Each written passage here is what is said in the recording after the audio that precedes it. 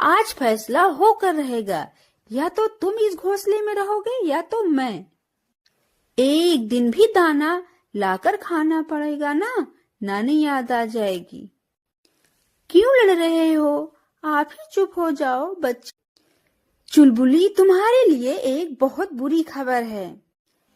दूर किसी जंगल में साथ साथ दो पेड़ों पर चिड़ियों का दो परिवार अलग अलग रहता था। रानो चिड़िया अपने परिवार के साथ बहुत खुशी की जिंदगी बिता रही थी। रानो चिड़िया और उसका पति हर एक काम मिलजुल कर करते थे। वो एक दूसरे की मदद करते और एक दूसरे का पूरा ख्याल रखते थे। और वहीं पर दूसरे पेड़ पर एक चुलबुली चिड़िया रहती थी, जो कि बहुत ही लड़ाकू थी और वह हर समय अपने पति के साथ लड़ाई करती रहती थी। वो कोई भी काम न करती, बल्कि शाम को जब इसका पति थका हारा घर आता तो वह उससे लड़ाई करती और कभी भी प्यार से नहीं बोलती थी। मैंने तुमसे सुबह ही कहा था कि घोंसले की मरम्मत करनी है, थोड़ी घास लाना। मैं तो सुबह से ही दाना लेने गया था, तुम इधर उधर मस्ती कर रही थी, घास न ला सकी। हाँ, मैं तो हर समय मौज मस्ती ही करती रहती हूँ। तुम ही कितना काम कर लेते हो, मुझे सब पता है। मुझ पर कोई एहसान नहीं करते हो जो दाना ला कर देते हो। अरे सब पापा पक्षी ऐसा ही करते हैं। मैंने एहसान की बात कब की? मैं तो कह रहा था कि थोड़ी मदद करवा दो। मैं अकेला थक जाता हूँ। तुम्हें पता है बारिश का दिन आने वाला है।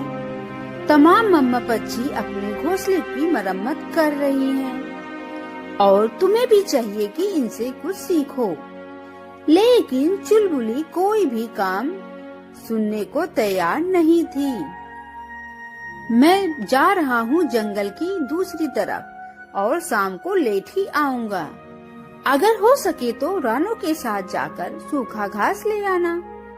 तुम अपना काम करो, मुझे ज्यादा भाषण देने की जरूरत नहीं है। फिर पापा चिड़िया दाने की तलाश में जंगल की दूसरी तरफ चला जाता है। फिर रानो चुलबुली के पास आती है।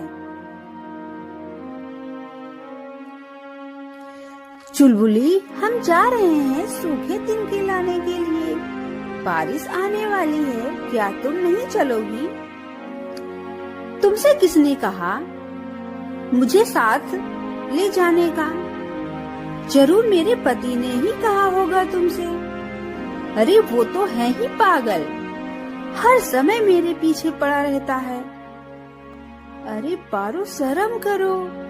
हमारे पति सारा दिन हमारे लिए दाना ढूंढते हैं और हमें हर सुख देते हैं, और तुम ऐसा बोल रही हो? तुम यहाँ से जा सकती हो, फालतू में मेरा दिमाग ना खाओ। और रानो शर्मिंदा होकर सूखा घास लाने चली जाती है। चुलबुली की दोस्ती उल्लुओं के साथ ज्यादा थी। वह सीधे उनके पास जाती है।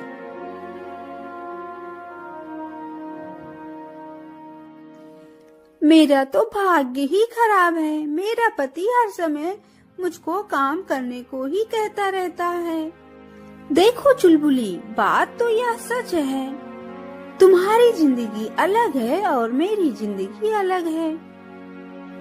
तुम्हें काम करना चाहिए। हम उल्लू एक रात कहीं और दूसरी कहीं और अलग अलग जगह गुजारते हैं, लेकिन तुम्हारा तो घर होता है और बहुत सारी जिम्मेदारियाँ। तुम थोड़ा ध्यान दिया करो। और तुम ये भी जानती हो कि एक दो दिन में तुम अंडे देने वाली हो। भला कैसे अपने बच्चों की परवरिश करोगी? और इनका पापा अकेले कैसे परवरिश करेगा बच्चों की? तुम भी उसी मनहूस की बातें बोल रही हो। अरे वो आया होगा, मेरे खिलाफ तुम्हें भड़काया जरूर होगा। नहीं नहीं, ऐसा कुछ नहीं है। अरे मैं तो तुम्हें अपना दोस्त समझकर आ जाती थी, ऐसे भाषण देना है तुमको, अब मैं यहाँ कभी नहीं आऊंगी। और चुलबुली बहुत गुस्से में वहाँ से उड़ जाती है। आ गए तुम सबसे क्या क्या कहते रहते हो, रानू से और उल्लू रानी से। मेरे खिलाफ बहुत सबको भड़काते हो। अरे बेवकूफ, मुझे थोड़ा सांस तो ले लेने दो। मैं सुबह से दाना लेने निकला हूँ, अब थका हुआ लौटा हूँ। कुछ तो शर्म करो। अरे तुम शर्म करो, मैं क्यों शर्म करूँ। लो, लगता है आज फिर चुलबुली अपने पति से जंग लड़ रही है। अरे ऐसा कौन सा दिन होता है जब ये नहीं होती। चलो इनको समझा देते हैं, कोशिश कर लो, जाओ देख लो। लेकिन चुलबुली किसी की बात मानने वाली नहीं है और रानू चुलबुली की तरफ जाती है। मैं जहाँ भी जाती हूँ हर जगह तुमने मुझे आलसी बनाकर बोला है। आज फैसला होकर रहेगा, या तो तुम इस घोंसले में रहोगे या तो मैं। एक दिन भी दाना लाकर खाना पड़ेगा ना, नानी याद आ जाएगी। क्यों लड़ रहे हो, आप ही चुप हो जाओ, बच्चे आने वाले हैं, वो क्या सीखेंगे तुमसे। जाओ यहाँ से चली जाओ, तुम्हें किसने बुलाया है, आ गई हो तुम मुझे यहाँ सिखाने के लिए। एक दिन तुम पछताओगी इस समय को, मेरी बात याद रखना। और रानू वहाँ से चली जाती है।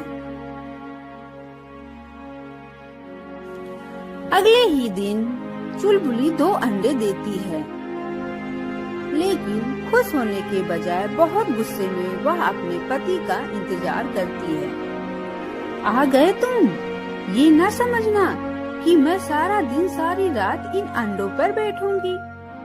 क्या तुमने अंडे दे दिए हैं और ये बात भी तुम लड़कर बता रही हो।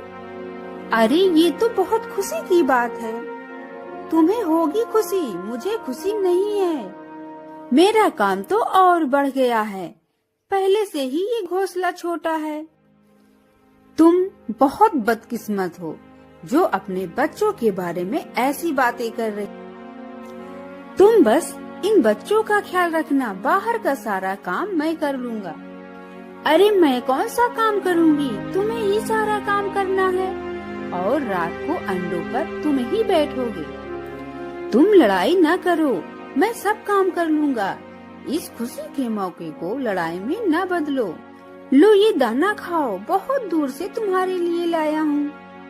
ऐसे ही कुछ दिन गुजर गए। फिर एक दिन चुलबुली के अंडों से 2 छोटे छोटे बच्चे निकलते हैं। ये तो बिल्कुल मेरे जैसे हैं, कितने प्यारे हैं ये। बच्चों को देखकर चुलबुली की सोई हुई ममता जाग जाती है और वो अपने आप पर बहुत शर्मिंदा होती है जो वो अपने पति से इन बच्चों के बारे में उल्टा सीधा बोलती रही। उसको बहुत पछतावा होता है। आज मैं सॉरी बोलूंगी इनके पापा से, हो न हो दाना तो वो ही ला कर देते हैं। मैंने बहुत तंग किया है उन्हें। वो ऐसे बातें सोच ही रही थी कि वहाँ पर कबूतर आ जाता है। चुलबुली, तुम्हारे लिए एक बहुत बुरी खबर है। क्या हुआ कबूतर, क्या हुआ, जल्दी बताओ। हम सब दाना लेकर वापस आ रहे थे कि तुम्हारे पति की एक सूखे पेड़ से टहनी टूटकर लग गई और वो वहीं पर गिरकर मर गया। ये सब पास वाले जंगल में हुआ है। ये बात सुनकर चुलबुली की तो सांस ही रुक जाती है और वह रोने लग जाती है। मुझे माफ करना, तुम अपने बच्चों को भी ना देख सके। कैसे तुमने दिन और रात एक किया इस घोंसले के लिए। तुमने कितनी मेहनत की इस परिवार के लिए, लेकिन मैंने कभी भी तुम्हारी इज्जत ना की।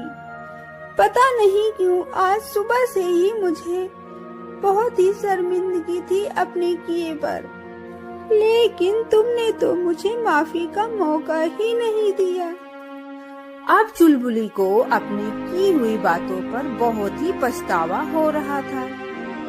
अगले दिन चुलबुली बहुत परेशान थी। बच्चे अभी सिर्फ एक ही दिन के थे। वो इन्हें घोंसले में अकेला छोड़कर नहीं जा सकती थी और खाने को दाना भी नहीं था और बच्चे भी भूखे थे। अगर मैं बाहर न निकली तो हम भूख से मर जाएंगे, लेकिन मैं क्या करूं? फिर चुलबुली कौवे के पास जाती है।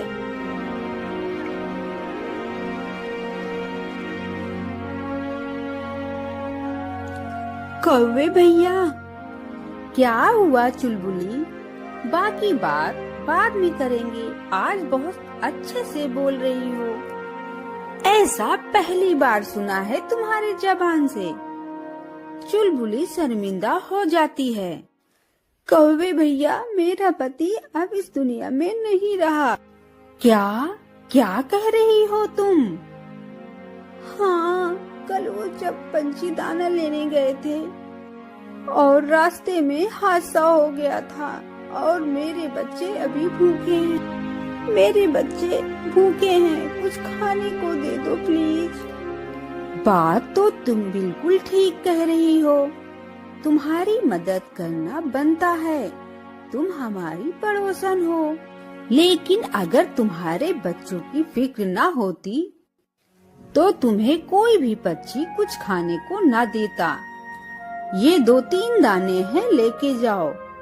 और चुलबुली वही 2-3 दाने लेकर शर्मिंदगी के साथ वापस आती है।